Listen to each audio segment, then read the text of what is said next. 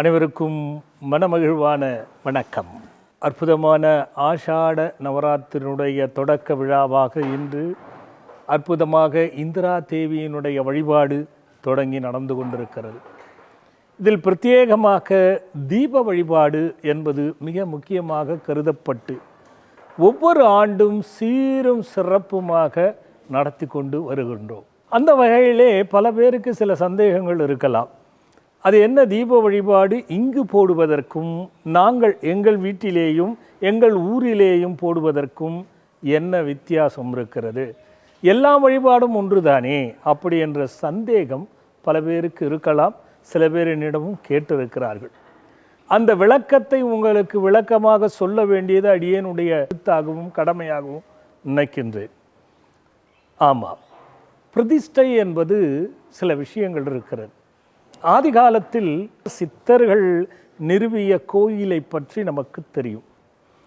அந்த வகையிலே ஒவ்வொரு கோயிலிலும் இன்று அளவிலே வழிபாடுகள் செய்து பயனுற்று எண்ணற்ற கோடி மக்கள் பயனடைவது என்பது உங்களுக்கு தெரியும். அந்த வகையிலே கடந்த 40 வருடங்களாக அடியேன் அனுபவத்தில் கண்ட மக்களுடைய துன்பங்கள் அடியேனிடத்தில் வந்து அதற்கான ஆய்வுகளை செய்து வழிபாடாக தீப வழிபாடுகளை கொடுக்கும் பொழுது என்னென்ன துன்பங்கள் எத்தனை வித்தியாசமான கருத்துகளோடு வருகிறார்கள் என்பது அடியேனுக்கு தெரிந்த விஷயம். அது யாருக்கு திருமணம், பேரு, குழந்தை, இந்த மாதிரி பல துன்பங்கள் வழியா எந்தெந்த துன்பங்கள் இருக்கிறதோ அத்துணை பேரையும் அடியேன் இந்த 40-30 வருடமாக சுமார் பார்த்து கொண்டிருக்கிறேன். இதையெல்லாம் கருத்தில் கொண்டுதான் ஒரு ஆலயத்தை நிறுவனம் செய்ய வேண்டும். இந்த துன்பத்திற்கெல்லாம் முத்தாய்ப்பாக சித்தாந்தத்தின் அணுகுமுறையிலும் வேதாந்தத்தின் அணுகுமுறையிலையும் ஒரு ஆலயத்தை உருவாக்கி அது மக்கள் பயனடைய வேண்டும் என்ற நோக்கத்தோடு கர்ப்ப கிரகங்களை பிரதிஷ்டை செய்திருக்கிறோம். எந்த வழியில், எந்த வகையில், ஏன் இங்கு தீபம் போடுவதனால் என்ன பலன் என்பதனுடைய விளக்கத்தினுடைய ஒரு அற்புதத்தை பாருங்கள். இந்த பிரதிஷ்டை என்பது சாதாரணமாக செய்யப்படவில்லை. மிருத்யோகம் என்று ஒரு விஷயம் இருக்கிறது. அதாவது அற்புதமான மணல், நிறைய ஆதாரங்கள் உள்ள மணல் இருக்கிறது. இந்த மணல்களை எல்லாம் எடுத்து சேகரித்து அதை பக்குவப்படுத்தி அதற்கு மந்திர பிரயோகங்கள் செய்யணும். மிருத்யோக மந்திரம்னே பண்ணணும். அப்படி அந்த மிருத்யோக மந்திரத்தை செய்து அந்த மண்ணை அங்கே பிரதிஷ்டையில் முதல்ல போடுறோம். அதுபோல ஔஷதம், அது ஔஷத யோகத்தில் நம்ம செய்யக்கூடியது இருக்கிறது. மருந்துகள், பாஷாணங்கள். இப்போது நவபாஷாணம் நீங்கள் எல்லாம் உங்கள் எல்லாருக்கும் தெரிஞ்சது அதுதான். அந்த நவபாஷாணம் என்பதை எப்படி பக்குவப்படுத்தணும்னு ஒன்று இருக்குது.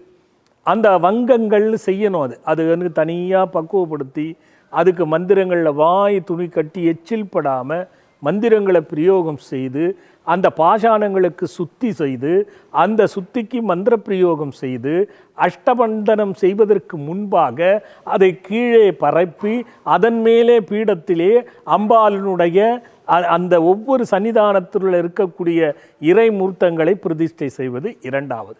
மூன்றாவது, காண கிடைக்காத சில விஷயங்கள் மூலிகை இங்கே தான் நம்ம எடுத்துக்கணும். முதலிலே மிருத்யோ மண், அடுத்து எப்படிப்பட்ட விதமான பொருட்கள் பாஷாணம், மூன்றாவதாக மூலிகைகள். இந்த மூலிகைகள் அபூர்வமான மூலிகைகளாக பிரதிஷ்டை செய்யணும். சிலது பார்த்திங்கன்னா எந்த நேரத்தில் எடுக்கணுமோ அந்த நேரத்தில் தான் எடுக்கணும். அதை எப்படி பறிக்கணுமோ அப்படித்தான் பறிக்க வேண்டும். என்ன காப்பு கட்டணுமோ அப்படி தான் காப்பு கட்ட வேண்டும். என்ன மந்திர பிரயோகம் செய்யணுமோ அந்த மந்திரத்தை பிரயோகம் செய்யணும். அந்த வகையில் பிரயோகிக்கப்பட்டு ஏகப்பட்ட மூலிகைகளை ஒவ்வொரு சன்னிதானத்திலும் பிரதிஷ்டை செய்யப்பட்டிருக்கிறது. இந்த மணலுக்குள்ள சக்தியும் நவபாஷாணத்துக்குள்ள சக்தியும் மூலிகைகளுக்குள்ள சக்தியும் இந்த 30-40 வருடங்களாக அடியேன் கண்ணுற்ற பக்தர்களுடைய துன்பங்கள் எதுவெல்லாம் இருக்கிறதோ அதற்கு தீர்வாக எது எது தருமோ அதையெல்லாம் கர்ப்பகிரகத்தினுள் பிரதிஷ்டை செய்யப்பட்டிருக்கிறது. இதை தயவு செய்து புரிந்து கொள்ள வேண்டும். வெளியில் அப்படி பிரதிஷ்டை செய்திருப்பார்களா என்பது எனக்கு தெரியாது. இருக்கலாம், ஆனால் எனக்கு தெரியாது. கண்ணுற்று நான் நின்று செய்த விஷயம் இது. அதனால்தான் நம் சன்னிதானத்தில் ஆஷாட நவராத்திரியின் பொழுது இந்த அன்னையருடைய அருள் மனப்பூர்வமாக கிடைப்பதற்கு ஒவ்வொரு மந்திரங்களாக ஒவ்வொரு ஆண்டும் ஒவ்வொரு வித மந்திரம். இப்போ இந்திராதேவி இன்னைக்கு வழிபாடு நான் உங்ககிட்ட பேசும் பொழுது அந்த வழிபாடுக்கு ஒரு மந்திரத்தை இந்த ஆண்டு கொடுத்திருக்கின்றேன். இந்த மந்திரத்தோட பிரயோகம் செய்து இங்கே தீபம் போடும் பொழுது அந்த பிரதிஷ்டை சக்திகள் எல்லாம் உங்கள் பிரார்த்தனையை நிறைவேற்றி தரும் என்பது மிக முக்கியமானது. இதில் ஒன்று நான் சொல்லுவேன், என்னதான் இத்தனை செய்தாலும் உங்களுடைய நம்பிக்கை எந்த அளவுக்கு நீண்டும் ஆழமாகவும் இருக்கிறதோ அதை பொறுத்து அது 100க்கு 100 விழுக்காடு பலிதத்தை தரும் உங்கள் பிரார்த்தனை என்பது எந்த மாற்று கருத்தும் இல்லை. அந்த வகையிலே ஒவ்வொரு நாளும் ஒவ்வொரு விதமான வழிபாடு. இப்போ பாருங்க, திரியை கட்டிகிட்டு இருப்பாங்க, ஒரு மூலிகை வைத்து அவங்க ஒரு குரு மந்திரத்தை பிரயோகம் பண்ணிக்கிட்டே கட்டுவாங்க. பாருங்க, அகண்டமண்டலாகாரம் வியாபகம் ஏன சராசரம் தர்ப்பதம் தர்ஷிதம் ஏன தஸ்மை ஸ்ரீ குருவே நமः. அகண்டமண்டலாகாரம் வியாபகம் ஏன சராசரம் தர்ப்பதம் தர்ஷிதம்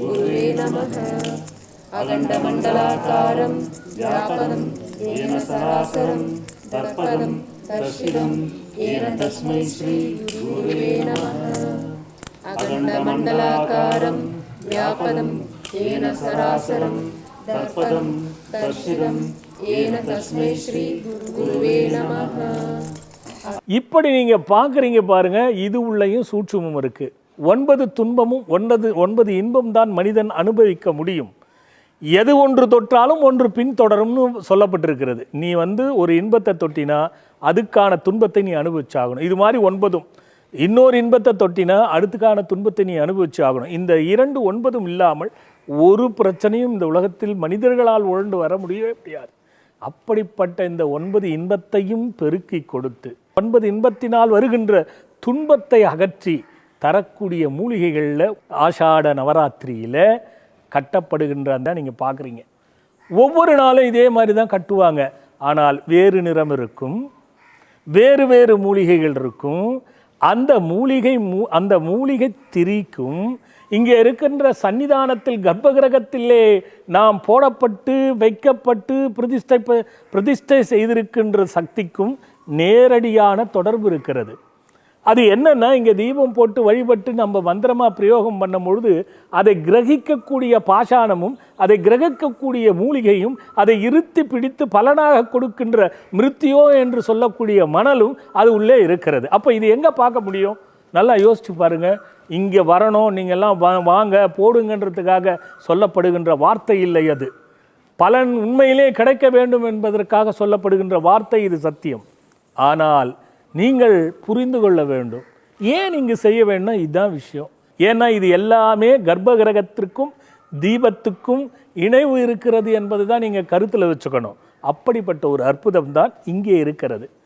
இது யோக விநாயகர் முதல் கொண்டு ராஜபாம்பன் குமரகுருதாசர் முதல் கொண்டு நம் ஷடாட்சர சண்முகர் முதல் கொண்டு எல்லாம் வல்ல அனுக்கிரக வாராகியனுடைய அருள் சக்தி கொடுக்கின்ற ஒரு அற்புதமான சன்னிதானம் கொண்டு நம்மையெல்லாம் தாங்கி துன்பம் வரும்பொழுது தூக்கி விடுகின்ற, காத்து விடுகின்ற, காப்பாற்றி விடுகின்ற சக்தி நம் அசிதாங்க பைரவருக்கு இருக்கிறது என்ற அந்த பிரதிஷ்டையும், அதேபோல் நவமாதர்கள் உற்சவமாக ஆரம்பத்தில் கொண்டாடப்பட்டதை வெளியில் வைக்க வேண்டாம் என்று இங்கேயே பிரதிஷ்டை செய்து பல ஆஷாட நவராத்திரிகளை அற்புதமாக கண்ட அந்த திருமேனிகள் முன்னிலையிலே அந்த தீபத்தை போடுகின்றீர்கள்.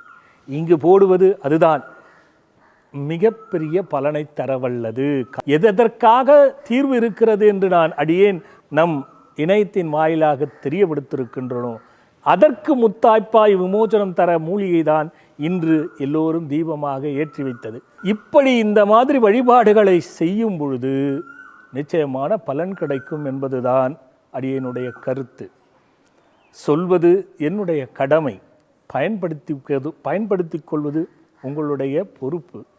யாருக்கு ஒருவர் ஜனனப்படி ஜாதகத்திலே அல்லது ஜனனப்படி பிறந்த நேரத்திலே கதி மதி விதி இதையெல்லாம் எந்த அளவிலே நிர்ணயப்படுத்தி பிறக்கின்ற பிறவியோ அந்த நிர்ணயத்தில் ஏற்படுகின்ற துன்பத்தையும் கிரக ரீதியாகவும் பிறக்கின்ற நேரத்தின் அடிப்படையில் ஏற்பட்ட விதியின்படியும் மதியின்படியும் கதியின்படியும் மாற்றவல்ல ஒரு அற்புதமான வழிபாடுதான் நம் ஆசிரமத்திலே ஆஷாட நவராத்திரியிலே நடக்கின்றது. இப்படி ஒவ்வொரு சன்னிதானத்திலும் இந்த மிருத்தியோகும் பாஷாணங்களும் அதற்கான மூலிகைகளை வைத்துத்தான் பிரதிஷ்டை செய்திருக்கிறேன்.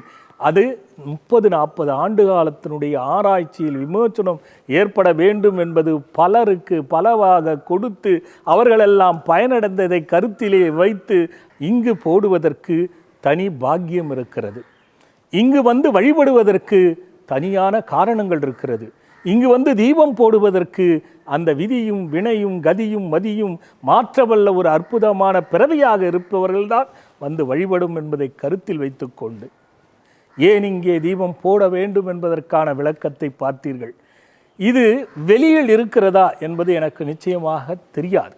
இங்கு அடியேன் கண்ணுற்று அடியேன் கைகளாலேயே பிரதிஷ்டை செய்திருக்கிறதை உறுதியாக கொண்டதினால்தான் இங்கு வழிபடுவதற்கு தீபத்தை போட்டு அதுவும் ஆஷாடத்தில் வழிபடுவதற்கென்பது மிகப்பெரிய ஒரு சக்தி இருக்கிறது, பலனை தரும் என்ற ஒரு அற்புதமான உறுதி இருப்பதினால் ஒவ்வொருவரும் இந்த வாய்ப்பை விட்டுவிட வேண்டாம். இன்றுதான் தொடக்கம்.